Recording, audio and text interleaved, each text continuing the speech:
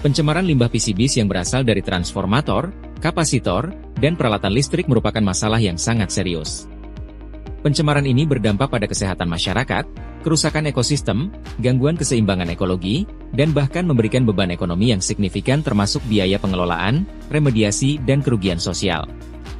Keberadaan PCBs yang stabil dan mudah terakumulasi juga membuat pengelolaan dan remediasi menjadi tantangan besar bagi Indonesia. Regulasi pemerintah terkait pengelolaan PCBs yang sangat ketat, mendorong pihak-pihak terkait untuk mengikuti prosedur yang rumit dan standar keamanan yang tinggi. Berikut merupakan biaya terkait dengan pengelolaan PCBs, antara lain. Identifikasi. Salah satu langkah pertama dalam pengelolaan PCBs adalah mengidentifikasi keberadaan senyawa PCBs. Identifikasi ini dapat dilakukan dengan pengecekan secara visual dan/atau pengecekan di laboratorium yang memerlukan biaya tinggi. Penyimpanan dan pengolahan limbah PCBs. Penyimpanan limbah PCBs memerlukan wadah dan area khusus sesuai dengan peraturan pengelolaan limbah B3. Pengolahan dapat dilakukan secara termal atau dengan bahan kimia yang mahal. Penyimpanan dan pengolahan ini harus dipantau secara ketat untuk mencegah terjadinya kontaminasi silang. Transportasi limbah PCBs. Pengangkutan limbah PCBs dari tempat pencemaran menuju tempat penyimpanan dan pengolahan memerlukan biaya yang tinggi, mengingat peraturan yang ketat dan prosedur keselamatan yang harus dipatuhi. Remediasi PCBs merupakan kegiatan untuk menghilangkan atau mengurangi konsentrasi PCBs di lingkungan. Proses ini sangat rumit dan kompleks sehingga biaya yang diperlukan sangat mahal dan bervariasi. Berikut merupakan faktor-faktor yang memengaruhi biaya remediasi PCBs.